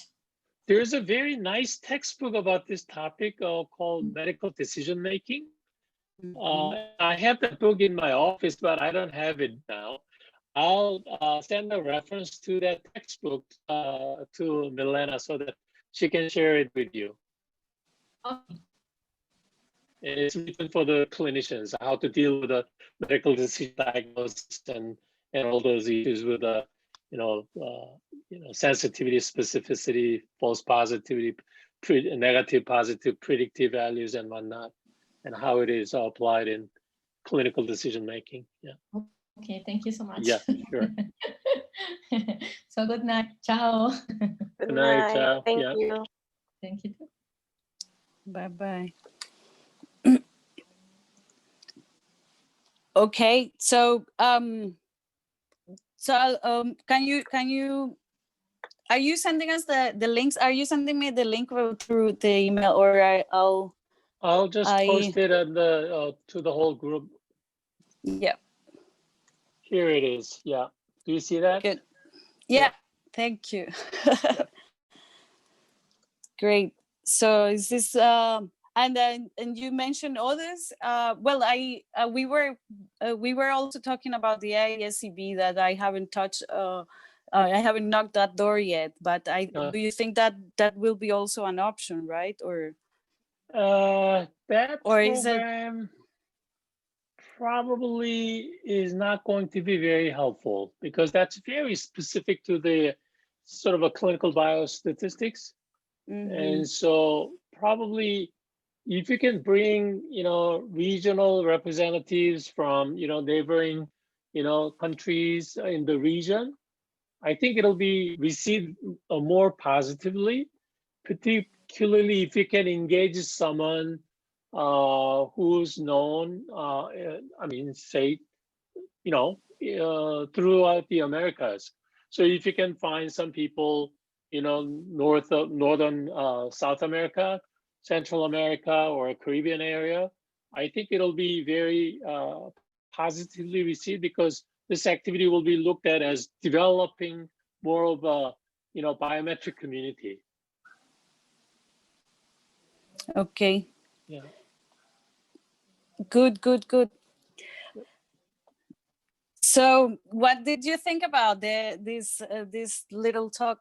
This was very. I mean, I don't do this thing. I mean, routinely, but I mean, the whole ROC curve in the screening setting is always a very important topic, and I really enjoyed Leonidas's talk about that, and also relating all these concept with some related statistical notions like Kolmogorov-Smirnov and stochastic ordering between two different random variables. And then probably it also has some connection to the Wilcoxon, Mann-Whitney, statistics, use statistics and all of that. There's a lot of different sort of theoretical things are all tied together. And I'm sure Leonidas is very well aware of all these connections. Yeah. Yeah, it's the empirical AUC and the ROC in general is based on use statistics, and the test as to whether the AUC is significant is equivalent to the Mann-Whitney test. Yeah. Right. Yes. And Kierman, would you like to give us a talk on our next meta colloquia, or would you like to wait a bit more? I'll be very happy to. Unfortunately, this semester I'm teaching every Tuesday and Thursday. So I'm trying to finish up a book that I've been editing. So I'm sure I can give a talk early next year. I'll be happy to do so. Okay, good. I can suggest some topics that may be of interest to the members in the group. Yeah. I can talk about very applied clinical trial that may be of interest, or the way to some of the recent methodological development in panel count data. So. Okay, great.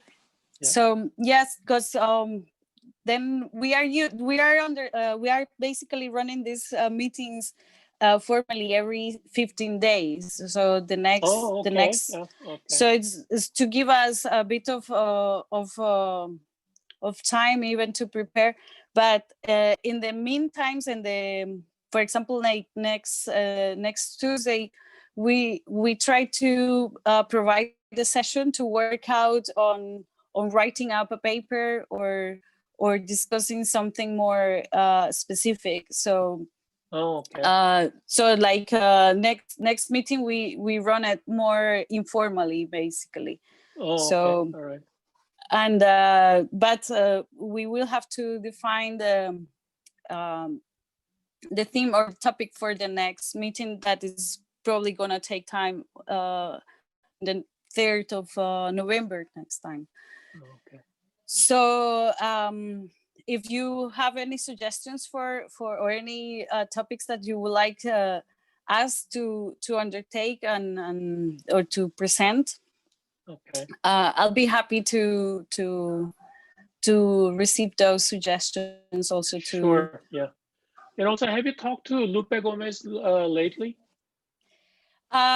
Not lately, but well, I have to try to contact her. I sent her the invite to this talk, and I have invited other people from Spain and from England, but time zone is a challenge, right? Exactly. So I think to include European people, we will have to switch to the morning time or something like that, so that they can actually participate. Yeah. Exactly. Yep.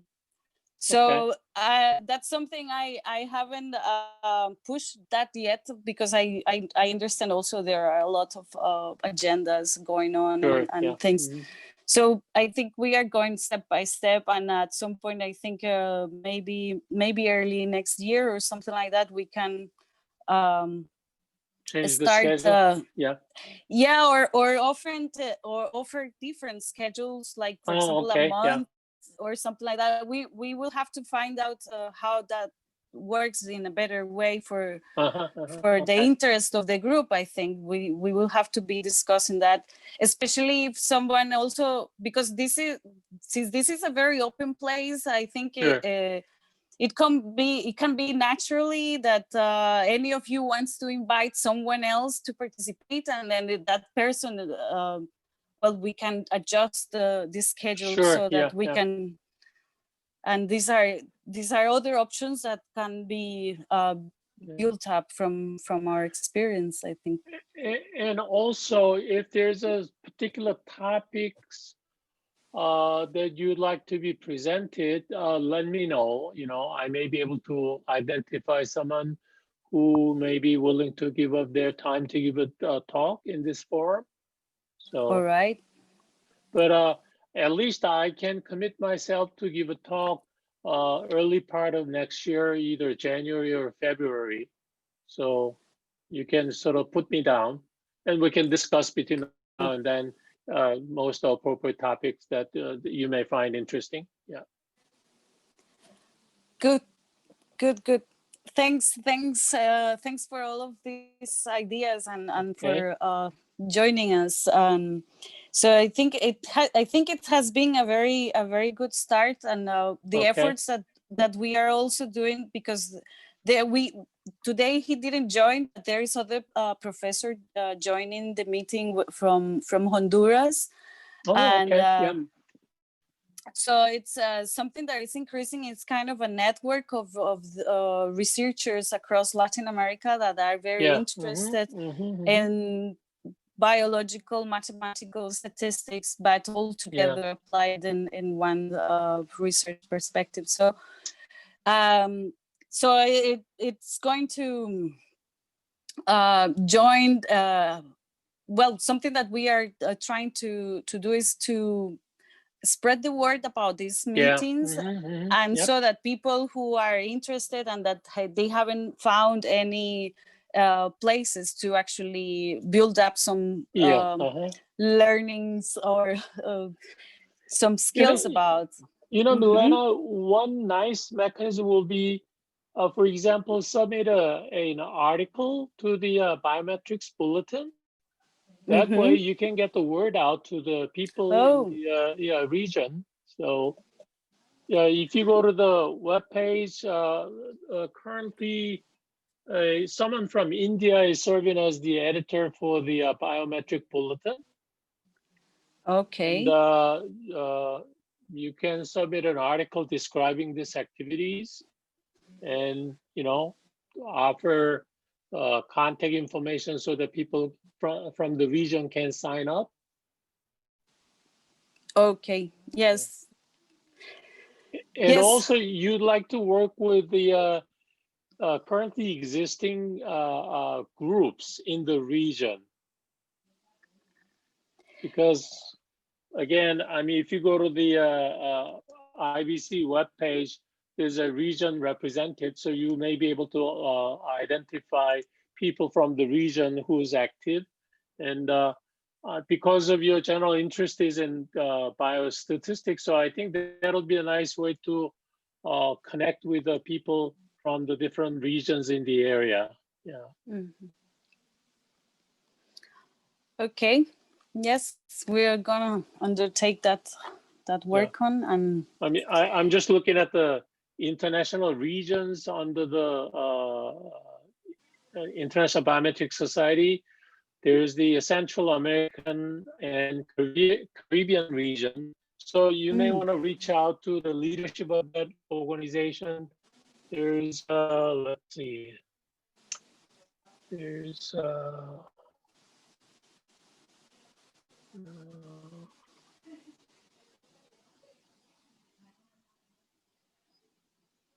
there's a Brazilian region, there's a Chilean region, Argentinian region. So from the Central South America, there's an Ecuadorian region. Okay, yeah. So there's these regions. So yeah, check out the webpage. Let me just show you the region information. something that I wanted to propose to Leonidas is actually to write up your talk, but in Spanish. I'll help you. That's what I'm saying, basically. Like that will be okay. because I know that there's a huge literature in this sense, but in English, but not necessarily in Spanish. And I think we are needing it. Yeah, that's true. Yeah. At least I'll say let's start with something short. It doesn't matter, like it doesn't have to be a book yet, but we can start with a little. So you're referring to the slides or something else? Yeah, we can start from your talk, like just the structure of your talk and maybe transcript to LaTeX or something like that. I can give you some templates or help you out with the editing and things like that, and I'm not sure.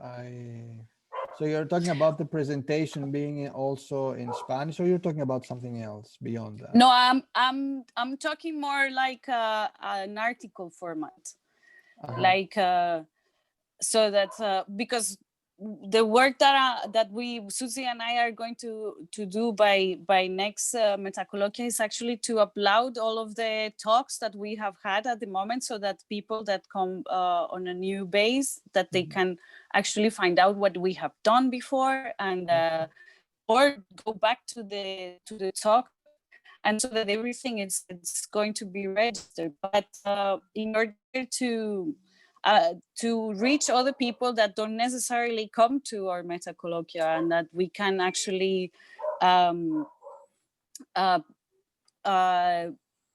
divulgate about these theoretical and empirical approaches to clinical to clinical research. But I will say the challenge for you will be to write it up in yeah. So I'm basically not my strong card. Yeah, I know, but that would be the tricky part for you. Yeah. But okay, Mario is actually suggesting that he can help out with the translation. So I think we have a team already. and Human will be our reviewer at some point. I'll be happy to, but that may take a long time before I be sufficient in Castellano. Okay. Yeah. Or that can be a textbook for Spanish in biostatisticians for not Spanish speakers, basically. So yeah, is that something that you would like to do?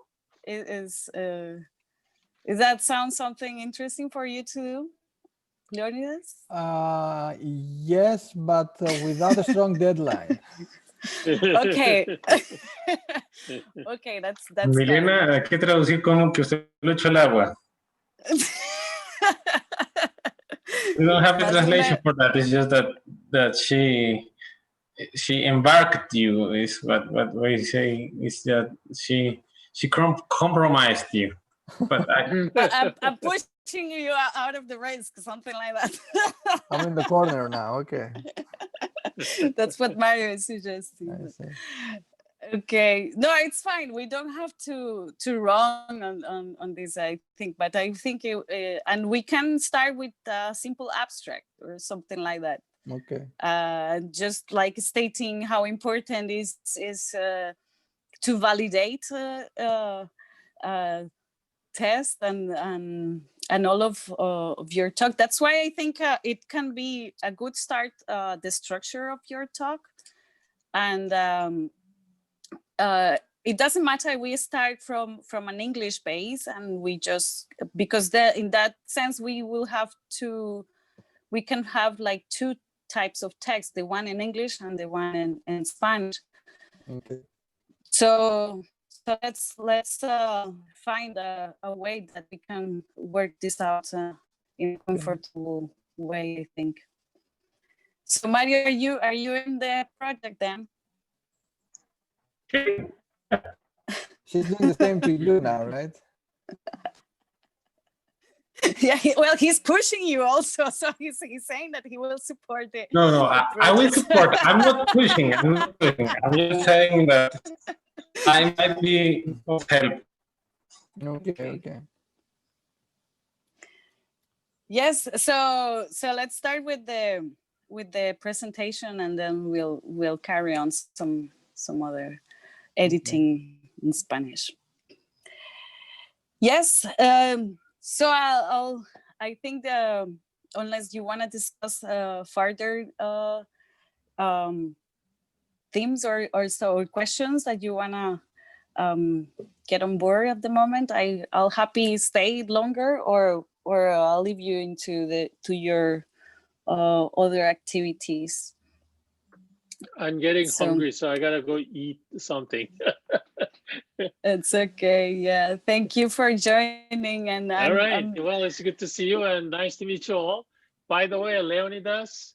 Thank you. I think we probably met either in 2011 to 13. I knew you were gonna say something like that. The Eastern Mediterranean region meetings. You're talking about Milena or about me now? About you. No, you. Okay, yeah, because Eastern Mediterranean is my area. Yeah, so it's like Milena was there. That's right, yeah. Yes, okay, the last meeting that I was regarding the EMR was in Thessaloniki. Yeah. That And was my last one too, yeah. Previous to that, I was in Israel. The Tel Aviv meeting. Yes.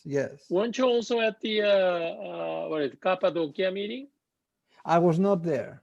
Oh, you were not there. But you were in Crete meeting, right? I was in Crete, but that's a long time ago. Yeah, around 11, you're right. Yeah, right. Yeah. So probably we met, one of those meetings, yeah. Yes. And I was also in the ISCB in Alexandroupoli. Like a long Me too, time. yeah. That was 2007. 2007, yeah. Yeah. All right. Yeah, well, good to meet you. Cuman has a very impressive memory. Yeah, he always I tend to he remember always these says things. the year and the time that he met every person. Yes. I tend to remember that. I'm not good with the names and faces, but I tend to remember these timelines pretty well. Yeah. All right. Well, let's just hope that this pandemic comes to an end soon so that we can start traveling. Yes. We need that. Yes. All right. Thanks good to see a lot. you and good to talk to you. Yeah.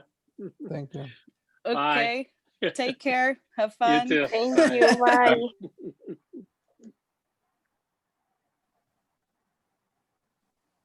Right. So this is the team now. Okay. So what do you want to do, Leonidas? Do you want us to send to send you a template to help you out with that? So a template regarding what, like an abstract, like a text, like a paper, or what? Yeah, like maybe like a LaTeX text article kind of formats.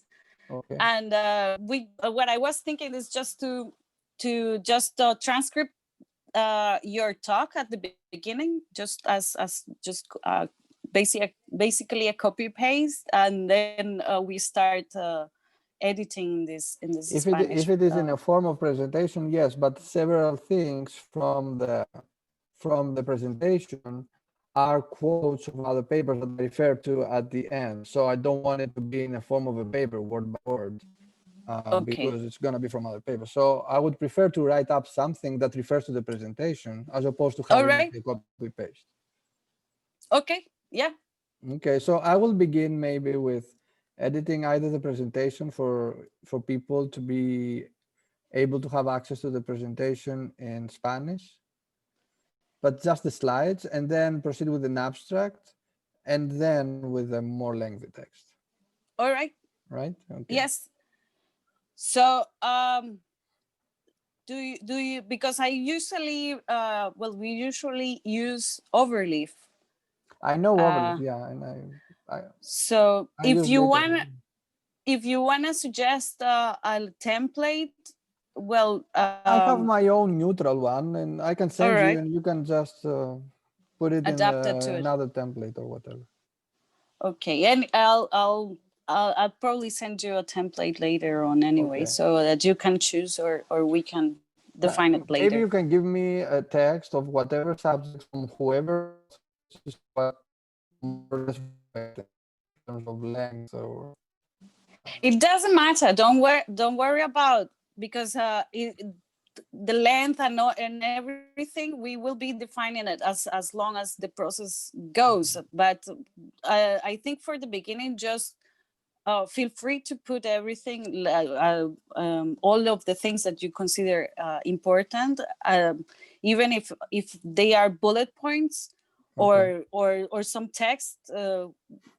Or if you want to write up the article in English and give us that base, and then we start from there. Just what I'm saying is to help you out firstly with the templates, and then you can have your time to structure the article.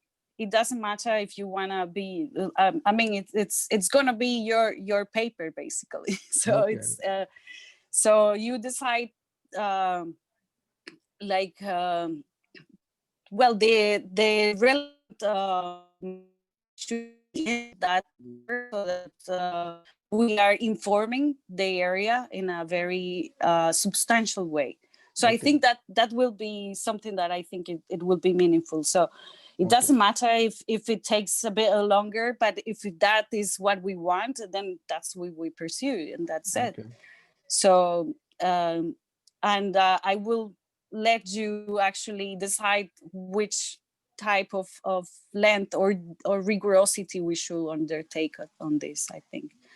And so we afterwards we can I think something that Susie and I can do is to identify editorials or even journals that can publish this in a formal well, in an academic format, basically. That's what I mean. Yeah, but it's not going to contain any new methods. It's going to be an overview. No, I know. Yeah, okay. For now, it's for now it's like that, but because we haven't reviewed any data today. However, if we are, or this can be a decision after during the process or after, because we can actually decide to include some or use some data and run something, and so that we can actually publish a research article. Okay. But I think at the moment all of the options are open. But it also depends on how fast we want to publish, because if we have this already edited and it's ready to go, and we think that it's important to publish it, then we can do it as a start, and then we can actually consider data to undertake other research articles and do other steps. So that's well, that's the idea, so that it's a way that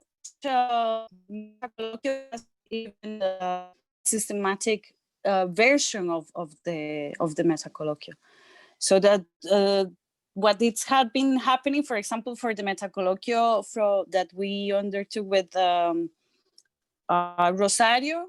Well, a paper came out of that also, and so it's already in revision, and that's something that we are doing. We are revising Rafa's paper, the student that presented last time, and you didn't attend the one that Ernesto yes, presented. Unfortunately, yeah, and I was very interested in. I can imagine. We are going to upload the videos so that you can catch up with that. But we are also writing up something. At that moment we decided to write about bias, and there are some texts also running on that sense. So this is, I think, important for us, because it's like it's going to be the compilation of our philosophical views integrated. So Okay. it's like, okay, you have participants and that this is a contribution Okay. that we undertake. And the idea is to support the group in order to achieve this task or these aims. Okay. Yeah. Is that good for you? Yeah, sure. Okay, thank you, Leonidas, Well, for thank you your again for the talk. invitation and for the letter. And Sorry that we no, said that's that okay. only That's just okay. today, but at least it was before the meeting, and Yeah, you can sure. present it as That's okay. for your. Do you need something else for your No, it's department? just the thing for me to actually illustrate that that has happened, because just saying Okay. that, it doesn't count. They need to see something. Okay, how are we sure that we did that? So that's Yeah, that. that's a very statistical practice. Yes. Yes. So thank you again for the invitation, and see you in 2 weeks, I guess, right? Goodbye. Yes, or otherwise you wanna next week to work on this project, we can define like next Tuesday we can meet and work out with Mario and Susie about this translation that we have arranged, that we have convened, basically. If you want, if you have time. I'm not sure about next week specifically, but I will try to make at least a small abstract All right, for next that's time. good. Okay. Yes, because we can then, even if you cannot meet, we can meet with Mario and work out this abstract in Spanish, so that we can send you back the abstract if you have it for that time. I see. Okay. And so that I you will start send it to learning you, Spanish. and you will see how it goes. Thank you. Okay. Thank you. Thank you. All right. Thank you. Thank you. Bye. Have Bye. fun. You too. Bye. Ciao.